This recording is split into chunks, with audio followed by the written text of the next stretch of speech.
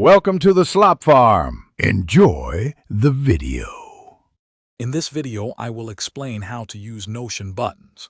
These powerful tools let you automate repetitive actions with just one click, saving you valuable time. You can configure them to add new items to a database, edit existing page properties, or even open specific pages.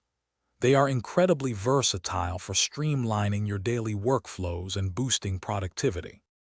To create your first button, simply type a / and select Button from the block menu.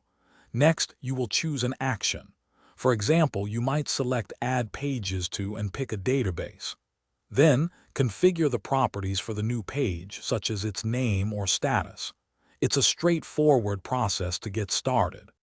Notion buttons can do much more than a single action. You can chain together multiple steps, like adding a new task, and then immediately opening that task's page. They can also edit properties of the current page or even show a confirmation pop-up before executing.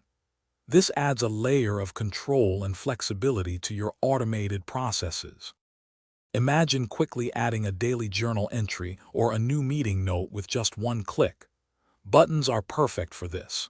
You can also use them to update project statuses, moving a task from in progress to done instantly.